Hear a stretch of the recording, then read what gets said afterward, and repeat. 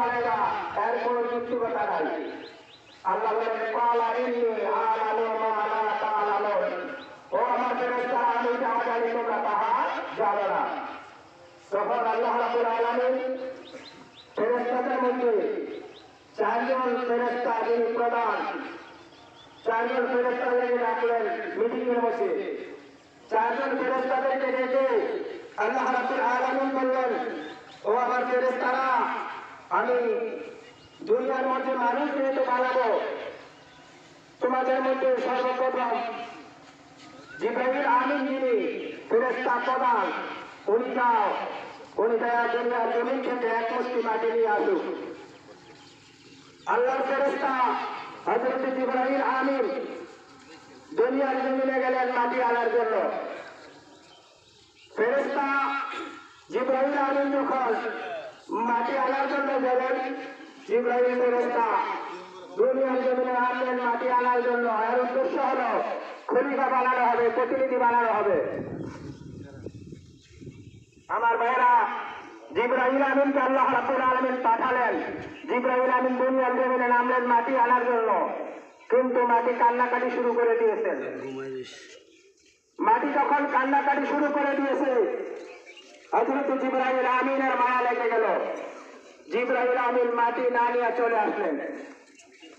আমার ভাইয়েরা, 2 নম্বরে আল্লাহ রাব্বুল আলামিন আরেক ফেরেশতাকে ডাকলেন। হযরত ইসরাফিল আলাইহিস সালাতু ওয়াস সালাম তিনি গেলেন জমিনে মাটি আনার জন্য, তিনিও মাটি আনলেন না। হযরত মিকাইল আলাইহিস সালাতু ওয়াস সালাম গেলেন, তিনিও মাটি আনলেন না। 4 নম্বরে আল্লাহ রাব্বুল আলামিন হযরত আজরাইল আলাইহিস সালাতু ওয়াস সালামকে যখন জমিনের মধ্যে পাঠালেন, আজরাইল যাও যাও দুনিয়ার জমিন থেকে এক মুষ্টি মাটি নিয়ে আসো। মালাকুল মউত আজরাইল আলাইহিস সালাতু ওয়াস সালাম দুনিয়ার জমিন থেকে মাটি আনলেন। এই মাটিটি আল্লাহ রাব্বুল আলামিন মানুষ বানালেন। মানুষ বানানোর পরে আল্লাহ রাব্বুল আলামিন আজরাইল আলাইহিস সালাতু ওয়াস সালামকে বললেন, ও আজরাইল যাও যাও, যে মাটি দিয়া আমি আল্লাহ রাব্বুল আলামিন মানুষ বানিয়েছি, এই মানুষটার মৃত্যুর দায়িত্বটা আমি তোমার হাতে ছেড়ে দিলাম। তখন আজরাইল আলাইহিস সালাম ইবলিসের লিডার ছিলেন, সরদার ছিলেন। তিনি আল্লাহ পাকের একটা হুকুম অমান্য করার কারণে সে ইবলিস নামে, শয়তান নামে আখ্যায়িত হয়েছে। আর আমরা দুনিয়ার মধ্যে আসার পরে আল্লাহ আমাদেরকে বলেছেন, দুনিয়ার মধ্যে ইবলিস শয়তানকে আল্লাহ পাক তার হুকুম অমান্য করার কারণে তাকে যদি ফেরেশতাদের নিদান থেকে তাকে যদি শয়তান আখ্যা দিতে পারেন, তাহলে আমরা তো আল্লাহ পাকের বান্দা। আল্লাহ রাব্বুল আলামিন আমাদেরকে এত ভুল করার পরেও কিভাবে আমাদেরকে আল্লাহ রাব্বুল আলামিন জান্নাতের মধ্যে দিবেন, সেজন্য আমাদের উচিত আল্লাহ পাকের হুকুম তামিল করা, আল্লাহ পাকের হুকুম মান্য করা। অতএব আমরা এখনো যারা যে শুধু ঘোরাফেরা করছি, সকলে মেহরবানি করে আমরা যথাসময় নামাজ আদায় করবো ইনশাআল্লাহ।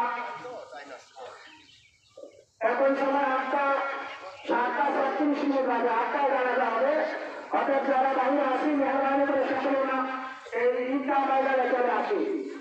আমি যে কথাটা বলতেছিলাম যে আল্লাহ রাব্বুল আলামিন আজরাইল আলাইহিস সালাতু ওয়াস সালামকে মৃত্যুর দায়িত্ব দিয়েছে, ঠিক আছে, কিন্তু আরো করেন, কিন্তু সর্বক্ষেত্রে হুকুম হচ্ছে আল্লাহ। তার ধরে বলেন আল্লাহ।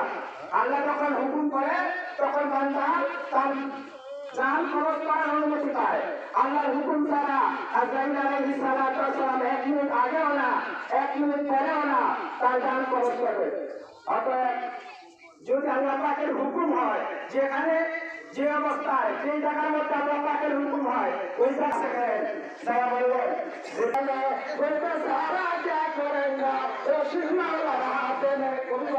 ও দুনিয়ার মানুষেরা, দুনিয়ার মধ্যে আমাদের এলাকায় ছোট্ট ছোট্ট ছেলে মেয়েরা কাগজ কাটিয়া গুড়ি বানায়। কি বানায়? গুড়ি বানাইয়া গুড়ির মধ্যে সুতা লাগাইয়া আকাশের মধ্যে ছেড়ে দেয়। গুড়ি উঠে উঠে অনেক উপরে উঠে যায়। গুড়ি যখন উপরে উঠে উঠতে উঠতে উপরে ওঠার পরে গুড়ি একবার এদিকে নাড়া দেয়, আবার ওদিকে নাড়া দেয়। গুড়ি তার নিজ বাসা দিয়া বুঝাইতে চায়, ও আমার মালিক, আমাকে যতই ধরে রাখো, আমি কিন্তু আর নিচে নামবো না, আমি কিন্তু আর নিচে নামবো না। কিন্তু আমার ভাইরা, গুড়িতে যখন আকাশে উঠে এবার বলেন তো, গুড়ির মালিক যখন নাটায় সুতার নাটায় পেঁচাইতে থাকে, গুড়িকে উপরে থাকার ক্ষমতা আছে? গুড়ি উপরে থাকার ক্ষমতা নাই। গুড়ি আস্তে আস্তে নিচে নামে, আস্তে আস্তে নামতে নামতে একেবারে কাছাকাছি যখন আসে, ধাপ করে পড়ে গুড়ির নাক মুখ ফেটে যায়।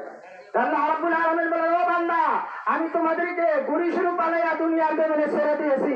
তোমরা যতই বাহাদুরি, অহংকারী, তাকাব্বুরি যাই কিছু করো, একদিন আমার হাতে তোমাদেরকে আসতেই হবে। আর যখন আমার হাতে